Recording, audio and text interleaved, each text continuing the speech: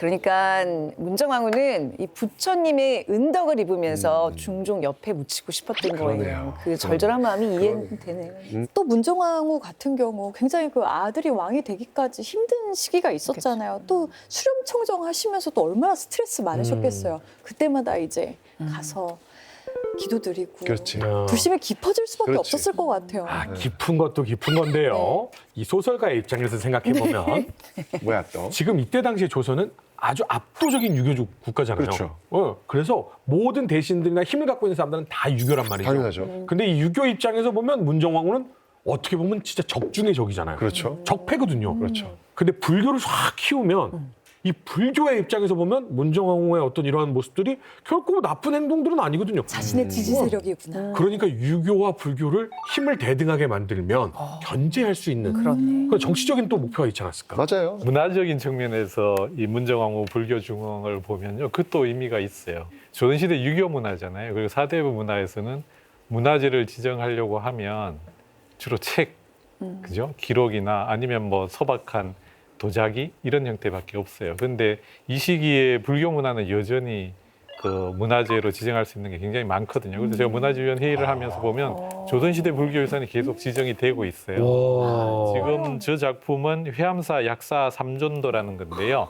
가운데 있는 게 이제 약사 보살이고요. 왼쪽에 있는 보살에는 까마귀가 있어요.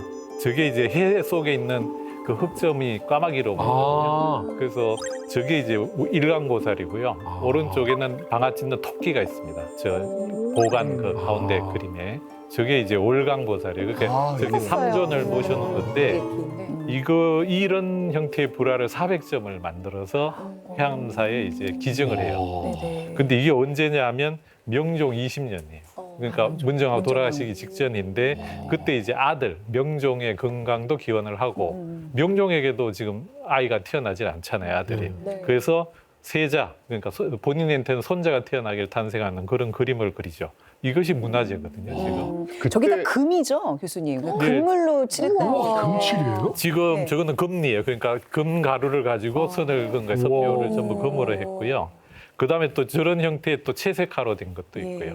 근데 이거를 400점을 만들었다고? 400점을 만들었어요. 그러니까 우리에게 어마어마하다. 크나큰 문화유산을 남겨주네요, 문정왕후. 그러니까 조선시대에 이제 왕실 불교를 네. 할 수 있는데 이 불교 유산에 있어서 문정왕후가 기한 바도 굉장히 큽니다. 그런데 이 문정왕의 어떤 불교 중흥 정책은 그 당시 어쨌든 뭐 국가의 뭐 이념이 어떤 유교하고는 상당히 배치가 되는 모습이고 특히나 이 문정왕후가 시도했던 뭐 불교 뭐 중흥 정책 중에서 뭐 승과의 뭐 복설이라든가 도첩제의 시행 같은 거 이런 것들이 당시에 뭐 이런 신하는 물론이고 특히 성균관 유생들 오늘날로 치면 대학생들이 강력하게 반발을 합니다. 이때 올라온 상소가 무려 한 523회 정도 계속 올리고 이게 이제 받아들여지지 않으니까 그 당시에 성균관 유생들이 이 권당, 요즘으로 치면 수업 거부, 그리고 이제 공관이라 해가지고 요즘으로 치면 동맹 휴학까지 하고 상소도 끊임없이 이제 올라오게 됩니다. 예.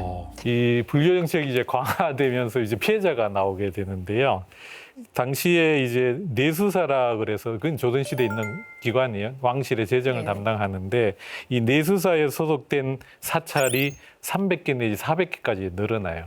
그러면 그게 엄청난 경비가 필요하잖아요. 근데 이 경비는 백성들의 땅을 이제 뺏어서 조달을 하게 되는 거죠. 그게 이제 엄청난 반발이 있었던 거예요. 그래서 실제로 명종실록 기록에 보면 백성들의 밭을 빼앗아서 내수사에 소속시켰다. 명종 11년 12월에 내수사 황간이 강진에 있는 땅을 탈점했다. 빼앗았다. 이런 이야기거든요. 이런 식의 이제 기록이 나오니까 결국은 불교 진흥 정책의 한편에서는 빼앗기는 백성들이 있었던 거죠. 이게 이제 반발을 가져온 거죠. 문정왕후 명종 때 우리가 알고 있는 아주 유명한 의적이 등장합니다.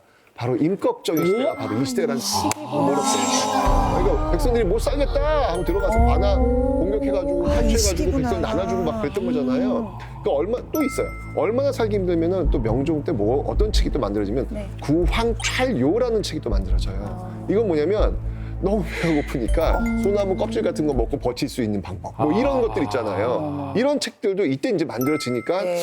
이런 어떤 근거로 보면 당시가 좀 살기는 쉽지 않았구나라는 걸 알 수 있죠. 백성들이 힘들고 정치적으로 혼란스러운 이 시기에 지금 문정왕후는 천능천능하고 그러니까요. 이게 지금 어떻게 받아들여질까? 그래서 이제 철릉이 확실하게 결정됐던 게 이제 명종 7년 무렵이니까 이제 1552년. 근데도 본격적으로 철릉이 이루어진 거는 거의 문정왕후 말년이에요. 1560년 한 10년이라는 시간이 걸린 게 바로 이런 문제. 경제적으로 여러 어려움 이런 것들이 제기가 되고 여론도 좋지 않고 이런 상황 때문에 그만큼 긴 시간이 흘렀다는 거죠.